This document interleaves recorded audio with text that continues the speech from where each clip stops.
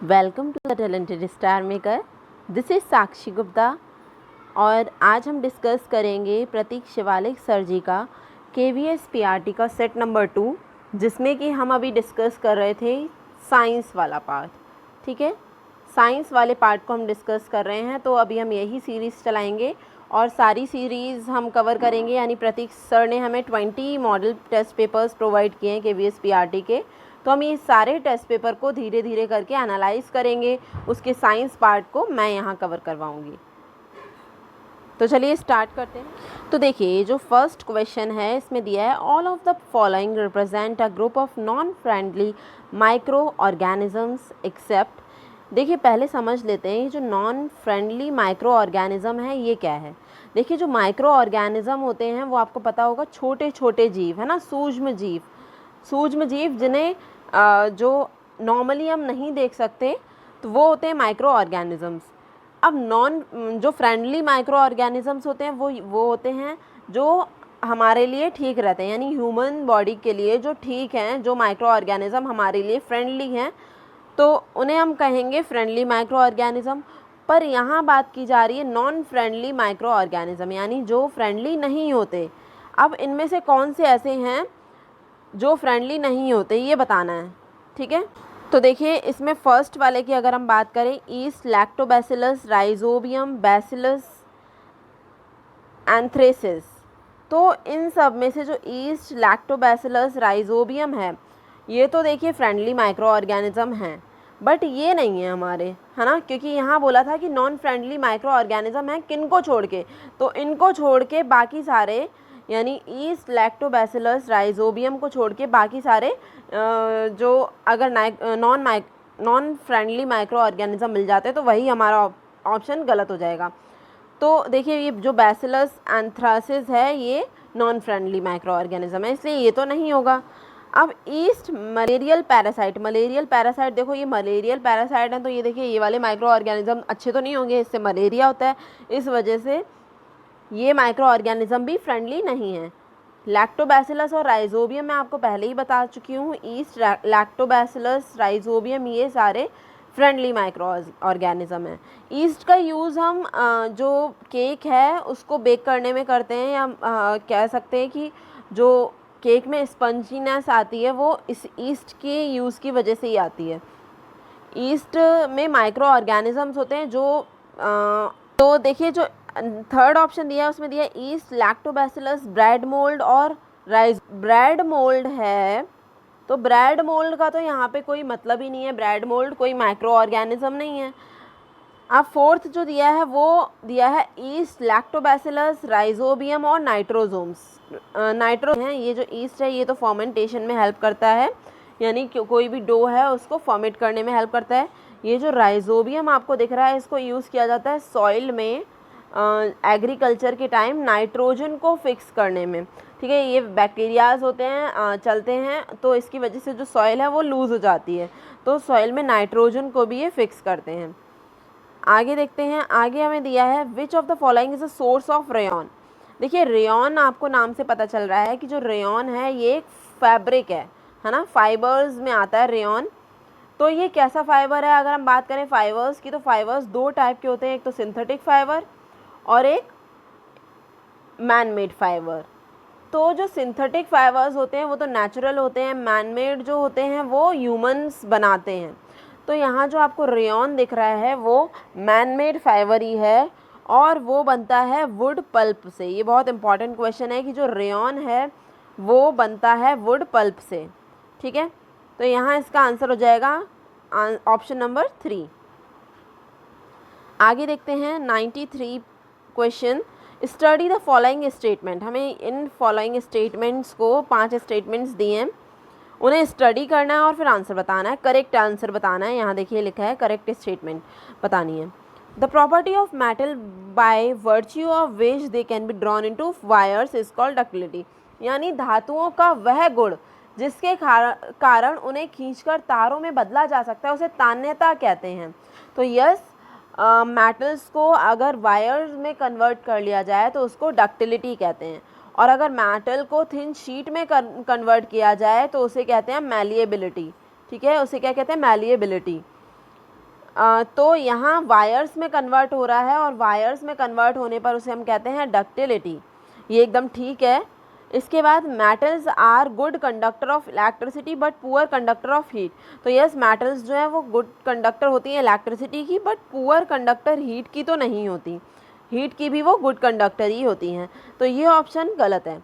Next दिया है article made of metals produces ringing sound when struck hard. Yes, तो जो भी आर्टिकल्स होते हैं जो मेटल्स से बने हुए हैं वो रिंगिंग साउंड को प्रोड्यूस करते हैं क्योंकि वो सोनोरस होते हैं। इस प्रॉपर्टी को हम कहते हैं सोनोरस। तो ये भी आ सकता है कि मेटल की क्या मेटल सोनोरस होता है, तो यस होता है क्योंकि जो वो रिंगिंग साउंड प्रोड्यूस करता है।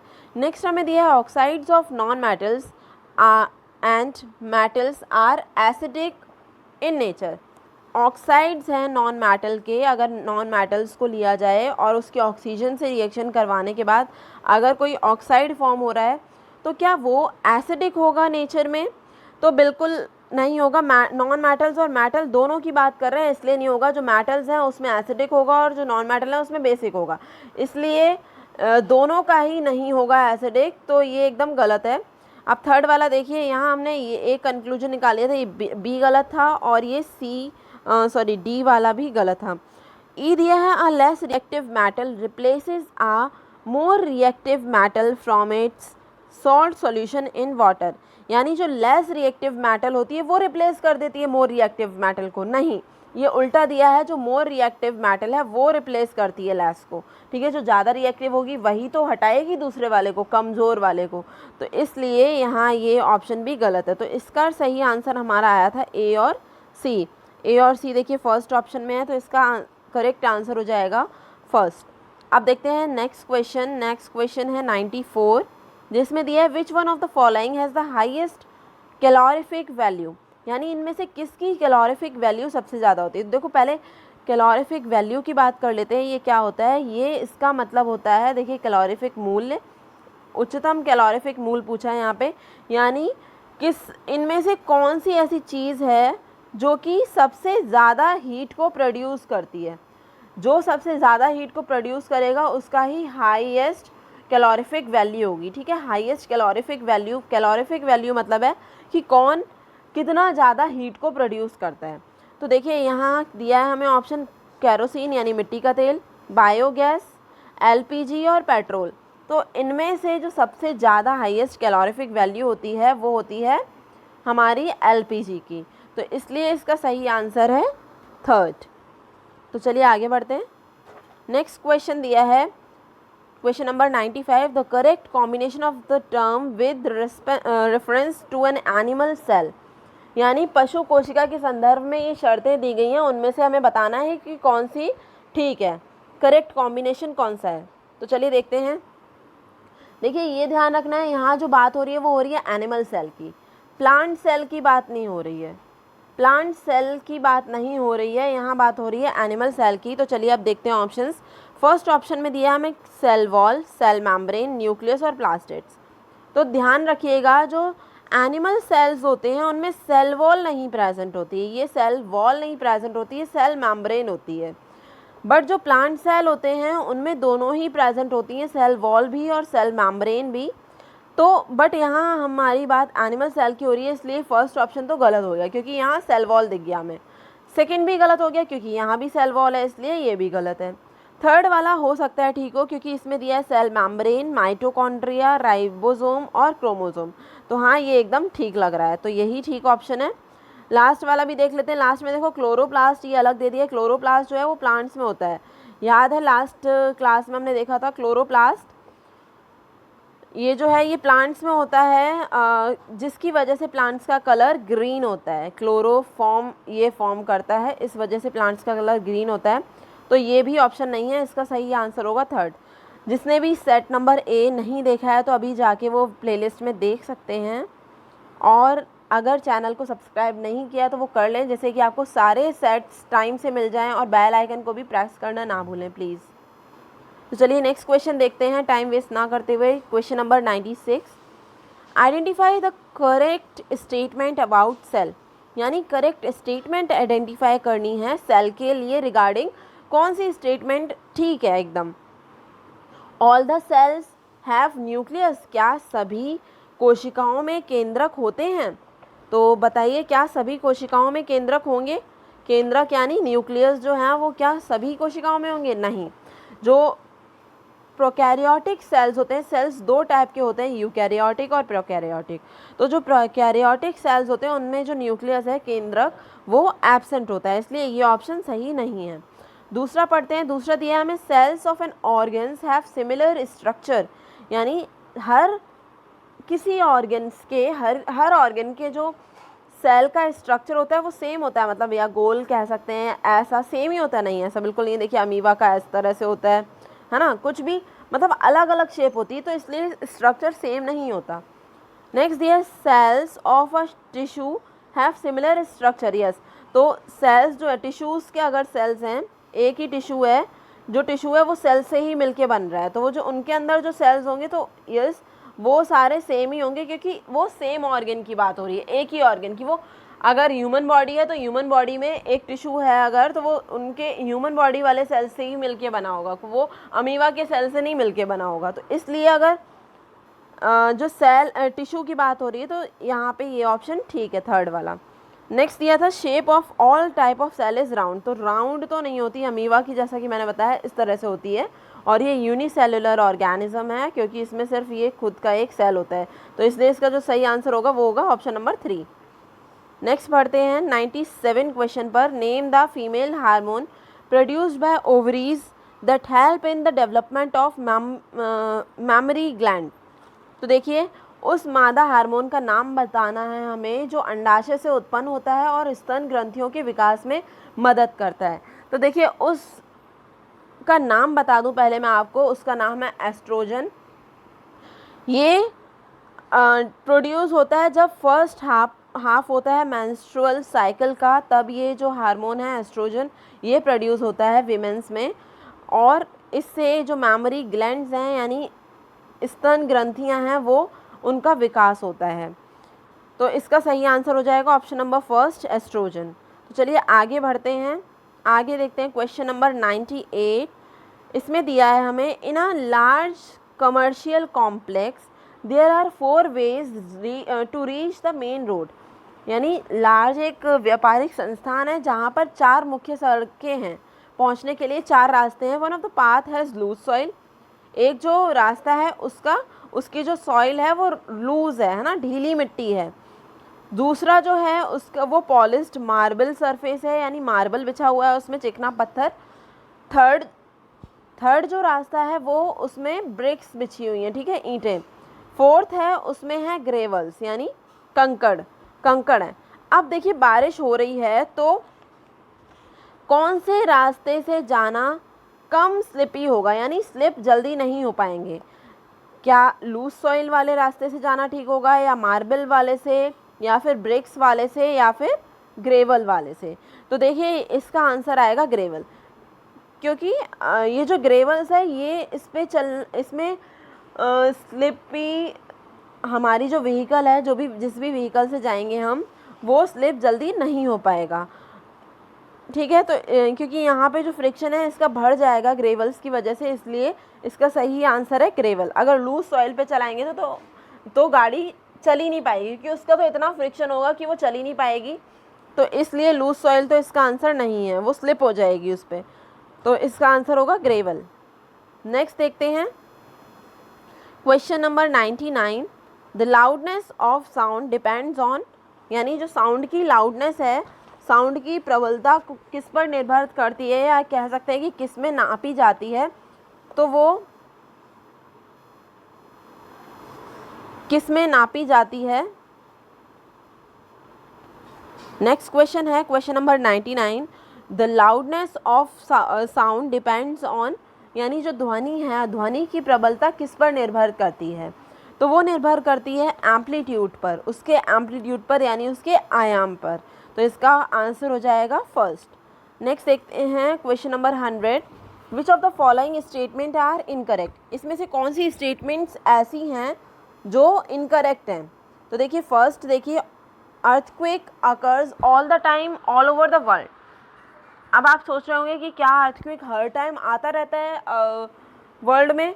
तो जी हाँ, क्योंकि जो अर्थ है वो हमेशा रिवॉल्व भी करती है और रोटेशन भी कर रही होती है, तो जो उसकी अर्थ की आउटर मोस्ट लेयर है जिसे हम क्रस्ट कहते हैं, वो उसके अंदर कुछ प्लेट्स होती हैं जो कि जिनका मूवमेंट होता रहता है। तो इस वजह से कहा जाता है कि जो अर्थक्वेक है यानी भूकंप हर समय कहीं ना कहीं आते ही रहते हैं। नेक्स्ट स्टेप बी दिया है हमें लेकिन इसमें इनकरेक्ट बतानी थी इस स्टेटमेंट, तो फर्स्ट वाली तो नहीं है क्योंकि वो एकदम ठीक है। नेक्स्ट हमें दिया है the plates of the outer most layer of the earth are always in continuous motion, यानी जो प्लेट्स हैं बाहर आउटर मोस्ट लेयर की अर्थ की, वो हमेशा मोशन में रहते हैं। तो हाँ, अभी मैंने आपको बताया कि वो मोशन में रहते हैं, जिन्हें हम कहते हैं क्रस्ट। जो आउटर मोस्ट लेयर है जो उसे हम कहते हैं क्रस्ट, मैंटल, कोर, तीन जो अर्थ के पार्ट हैं, ये आप लोग को पता होगा। नेक्स्ट दिया है C, tremor on the earth can also be caused by the eruption of a volcano. जो ट्रिमर्स हैं यानी भूस्पंद कहें, ट्रिमर्स यानी जो झटके होते हैं वो अर्थ पर आते रहते हैं वॉल्केनोस की वजह से भी, मतलब वॉल्केनो के उत्पन्न होने के कारण भी, वॉल्केनो फटने के कारण भी उत्पन्न होते हैं। तो यस, हो सकते हैं कि वो वॉल्केनो की वजह से उत्पन्न हो रहे हो, तो ये भी एकदम ठीक है और ए वाला भी एकदम ठीक ही था। नेक्स्ट दिया है D, the process of electric discharge can not occur between clouds and the earth, यानी जो प्रोसेस है इलेक्ट्रिक डिस्चार्ज का, इलेक्ट्रिसिटी के ट्रांसफ़र होने का, वो नहीं अकर होता है क्लाउड्स और अर्थ के बीच, बादलों के बीच और पृथ्वी के बीच में। आपको पता होगा कि जो थंडर स्टॉर्म होती है यानी बिजली जब कड़कती है तब जो बादल होते हैं वहाँ से वो पृथ्वी तक आती है, तो ये स्टेटमेंट सही नहीं हो सकती, ये स्टेटमेंट गलत है, इसलिए इसका आंसर डी वाला तो है ही। अब ई वाला और पढ़ लेते हैं। एक ई ऑप्शन में दिया है कि bathing outdoor should be avoided during thunder storm, यानी बाहर नहाना हमें अवॉइड करना चाहिए थंडर स्टॉर्म के टाइम पे। तो यस, बिल्कुल बाहर नहीं नहाना चाहिए, क्योंकि बिजली कड़क रही होगी तो बाहर नहाना तो बिल्कुल ठीक नहीं है, क्योंकि पानी के साथ तो बहुत जल्दी रिएक्शन करके बिजली आपके ऊपर गिर सकती है। इसलिए इसका ऑप्शन सही हो जाएगा option number 3, only D. Next question की ओर बढ़ते हैं। Question number 101, that is if you saw full moon on a particular day, अगर आप फुल मून देखते हैं किसी एक दिन, विशेष दिन, after how many days will you be able to see the full moon again, तो उसके कितने दिन बाद आप फिर से फुल मून को ही देखेंगे। तो इसका सही आंसर है 29 डेज़ बाद आप फिर से फुल मून को देखेंगे, क्योंकि उस पर्टिकुलर डे पे तो आप देख ही रहे हैं, उसके 29 दिन बाद।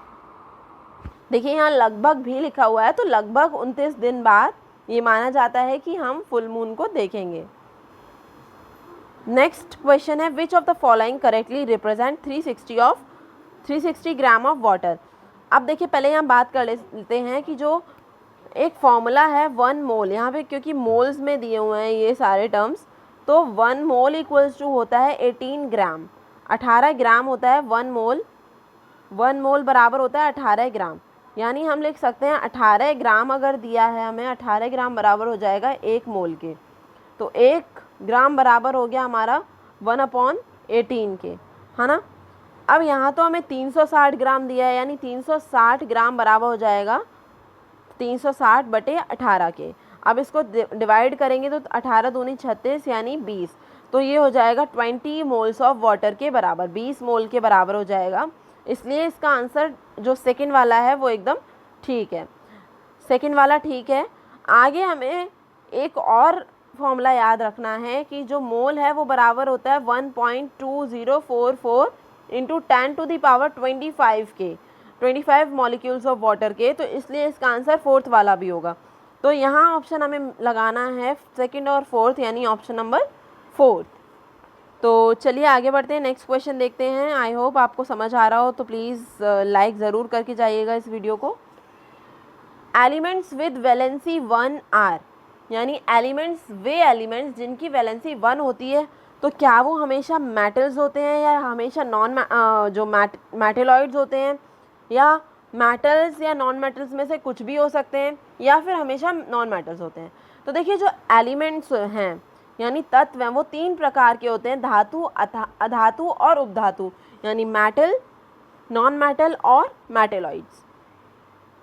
अब अगर वैलेंसी एक है, मेटल्स आपको पता होगा जो साउंड प्रोड्यूस करती हैं, या हम कह सकते हैं कि जो इलेक्ट्रिसिटी और हीट की अच्छी कंडक्टर होती हैं उन्हें हम मेटल्स कहते हैं। तो जो मेटल्स हैं उनकी वैलेंसी या संयोजकता की बात करें तो वो एक होती है, ऐसा ज़रूरी नहीं है, उनकी संयोजकता 2 भी हो सकती है, हो सकता है। और ये भी कहा है कि जो नॉन मेटल्स हैं उन नॉन मेटल ऐसा ज़रूरी नहीं है कि वो हमेशा नॉन मेटल ही हो। तो मेटल्स की भी संयोजकता एक हो सकती है और नॉन मेटल की भी एक हो सकती है। तो इसीलिए इसका ऑप्शन जो होगा वो होगा ईदर मेटल्स और not non metals.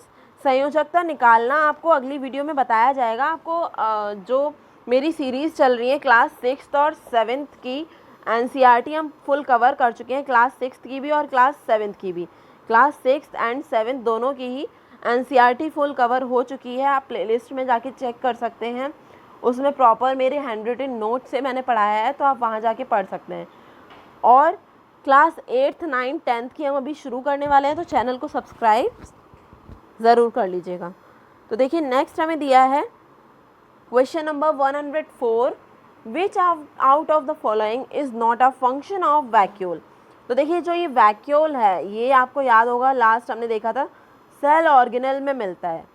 Cell organelle में ये वैक्यूल होता है। आप लोग को लास्ट वीडियो में बहुत कन्फ्यूजन थी जो सेल ऑर्गेनल्स होते हैं वो क्या होते हैं, तो आज मैं एक इमेज शो करती हूँ, उससे आप देखिएगा। तो चलिए इस इमेज को देख के हम एक ओवरव्यू ले लेते हैं कि जो सेल हैं वो कैसे होते हैं और उनके क्या क्या पार्ट्स होते हैं। तो देखिए जो यहाँ आपको आउटर लेयर दिख रही है उसको हम कहते हैं सेल मेम्ब्रेन। ये एनिमल सेल्स में ही होती है सेल मेम्ब्रेन। ये जो सेल है इसका मतलब वो एनिमल सेल दिखाया है मैंने। तो ये यहाँ जो साइड वॉल दिख रही है आपको, एक वॉल दिख रही है, उसे हम कहते हैं सेल मेम्ब्रेन। और इसके अंदर एक फ्लूइड फिल्ड होता है जिसे हम कहा जाता है साइटोप्लाज्म। और अब जो ये फ्लूइड है इसमें कई सारे ऑर्गेनेल्स प्रेजेंट होते हैं, जैसा आपको दिख रहा होगा, जैसे endoplasmic reticulum, Golgi bodies, lysosomes और माइटोकॉन्ड्रिया, राइबोसोम्स। तो ये सारी चीज़ें जो हैं वो इस फ्लूइड में प्रेजेंट होती हैं, यानी साइटोप्लाज्म में प्रेजेंट होती हैं। और बीच में आपको एक पर्पल कलर का दिख रहा है जिसे हम कहते हैं न्यूक्लियस। न्यूक्लियस की जो चारों तरफ की जो वॉल है जो जो सेपरेट कर रही है उस साइटोप्लाज्म को न्यूक्लियस से, उसे कहा जाता है न्यूक्लियर एनवलप। और उसके अंदर आपको पर्पल दिख रहा होगा जिसे हम कहते हैं न्यूक्लियस। और न्यूक्लियस के भी अंदर एक और होल है जो कि जिसे कहा जाता है न्यूक्लियोल्स, ठीक है। और न्यूक्लियस में थ्रेड लाइक स्ट्रक्चर्स हैं जिन्हें हम कहते हैं क्रोमैटिन या क्रोमोसोम्स, ठीक है। क्रोमोसोम्स कहा जाता है जिससे किसी भी सेल में जो पेरेंट्स होते हैं उनसे बच्चों तक जो भी जीन्स या जो कैरेक्टरिस्टिक्स का ट्रांसमिशन होता है वो इन क्रोमैटिन या क्रोमोसोम्स की ही वजह से ही होता है, जो कि न्यूक्लियस में प्रेजेंट होते हैं। तो देखिए ये होता है सेल का स्ट्रक्चर। ये जो आपको ब्लू कलर का दिख रहा है साइटोप्लाज्म में, इसको कहा जाता है वैक्यूल। तो यहाँ इस क्वेश्चन में हम वैक्यूल के ही बारे में जान रहे हैं। तो देखिए चलो देखते हैं कि जो वैक्यूल है वो क्या काम करता है। तो चलिए, तो आई होप आप लोग को समझ आया होगा। विच of the following is not a function of vacuole. अब यहाँ हम देख लेते हैं, इस क्वेश्चन में दिया है कि वैक्यूल का कौन सा फंक्शन नहीं है। जो वैक्यूल हैं वो स्टोरेज का काम करते हैं, तो यस वो करते हैं, स्टोर करके रखते हैं फूड को। Providing turgidity and rigidity of the cell, rigidity to the cell यानी दृढ़ता, सेल को दृढ़ रखते हैं, तो यस रखते हैं ये वैक्यूल्स, यही तो एक मेन प्रॉपर्टी है इनकी। थर्ड दिया है हमें वेस्ट एक्सक्रीशन, यानी वेस्ट को, जो भी वेस्ट होता है उसको एक्सक्रीट करते हैं, तो हाँ करते हैं, जो वैक्यूल्स होते हैं वो उनको भी एक्सक्रीट करते हैं।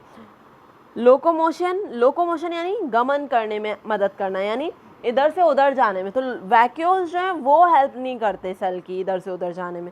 तो इसलिए इसका आंसर, जो सही आंसर है वो हो जाएगा ये। नॉट अ फंक्शन पूछा था, नॉट का हमें बहुत ध्यान रखना है, तो इसलिए इसका सही आंसर है लोकोमोशन।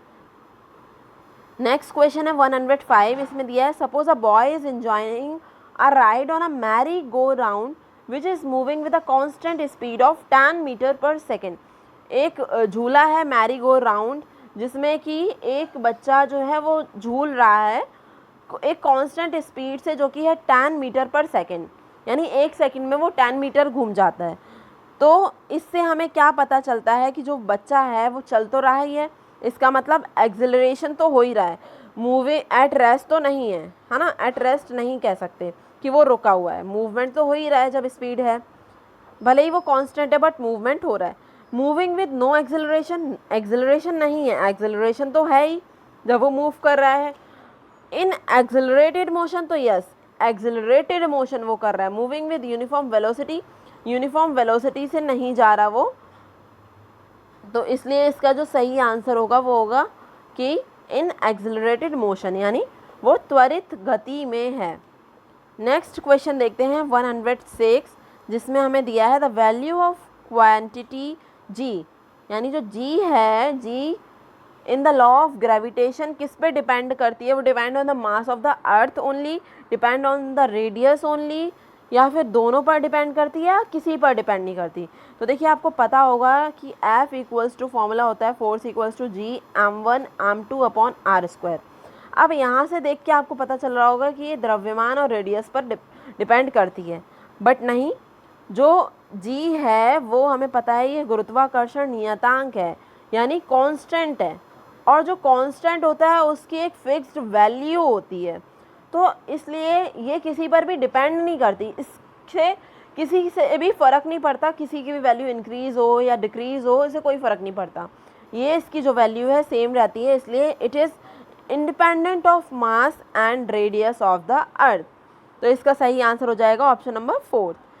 नेक्स्ट क्वेश्चन देखते हैं, sound travels in the air if, जो साउंड है वो ट्रैवल करती है एयर में कब, जब particles of medium travels from one place to another, जब किसी भी मीडियम में जो पार्टिकल्स हैं एक जगह से दूसरी जगह जाएं तब वो ट्रैवल कर पाएगी, या फिर एयर में जब मॉइस्चर ही ना हो तब वो मूव कर पाएगी, तो नहीं, ऐसा नहीं है, मॉइस्चर जब होगा तब वो मूव करती है, इसलिए।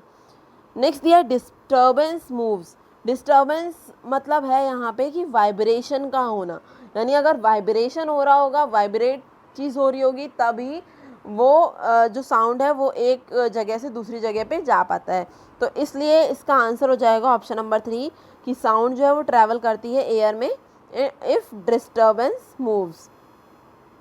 नेक्स्ट क्वेश्चन दिया है हमें, you are given water, mustard oil, glycerine, kerosene, तो इनमें से हमें बताना है कि किस मीडियम में जो लाइट रे है वो same angle, the ray of light incident obliquely at same angle would bend the most, यानी सबसे ज़्यादा किस वाले मीडियम में वो बैंड ज़्यादा हो जाएगी, बैंड इन हो रही है, बैंड सबसे ज़्यादा हो रही है, यानी नॉर्मल की तरफ बैंड हो रही है, अगर दूर हट रही होती तो इसका मतलब होता है कि वो सघन से विरल की ओर आ रही है, इसलिए वो दूर हट रही है, बट यहाँ हमें पता चल रहा है कि वो विरल से, यानी जो एयर से वो आ रही है किसी सघन माध्यम में, और इनमें से हमें देखना है अब कि वो सघन माध्यम कौन सा है। देखिए कैरोसिन, वाटर, मस्टर्ड ऑयल या फिर ग्लिसरीन, तो इनमें से कौन सी चीज़ सबसे ज़्यादा गाढ़ी दिख रही है आपको, वो है ग्लिसरीन, तो इसका ऑप्शन सही आंसर हो जाएगा ऑप्शन नंबर 4। तो नेक्स्ट क्वेश्चन देखते हैं, next question is which of the following represent voltage, यानी वोल्टेज इनमें से कौन सा फॉर्मूला है जो वोल्टेज को शो करता है। देखिए वोल्टेज की अगर बात हो रही है तो V इक्वल्स टू होता था W upon Q, W upon Q यानी वर्क बटे आवेश, कार्य बटे आवेश, तो देखिए कार्य बटे आवेश है और आवेश बराबर होता था Q equals to I into t होता था, तो V की वैल्यू हम लिख सकते हैं W upon I into T, यानी कार्य करंट, धारा कह सकते हैं इसे, इंटू टाइम, तो ये बिल्कुल ठीक है, इसका ऑप्शन फर्स्ट एकदम मैच हो रहा है, यानी वोल्टेज बराबर होता है work done upon current into time, कार्य बटे धारा गुणा समय। नेक्स्ट देखते हैं, लास्ट क्वेश्चन है, to convert an AC generator into DC, यानी AC जनरेटर को DC में कन्वर्ट करने के लिए हम किस चीज़ का यूज़ करते हैं। तो देखिए split ring type commutator must be use, तो yes split ring type commutator ही यूज़ करते हैं AC से DC में जब कन्वर्ट किया जा रहा है तब, यानी A से D में जा रहे हैं हम तब स्प्लिट टाइप ऑफ कम्युलेटर यूज़ करेंगे, बट अगर DC से AC में किया जाता तब होता answer slip ring and brushes must be use, यानी तब हम करते स्लिप रिंग का, याद रखिएगा स्प्लिट रिंग नहीं, तब हम करते स्लिप रिंग का। तो लेकिन यहाँ AC से DC में कन्वर्ट किया जा रहा है, इसलिए इसका ऑप्शन होगा स्प्लिट रिंग्स टाइप कम्युलेटर। तो चलिए मिलते हैं अगली मॉडल पेपर में, तब तक के लिए हमारे चैनल पे बने रहिएगा, सब्सक्राइब कर लीजिए चैनल अगर अभी तक भी नहीं किया है। Thank you.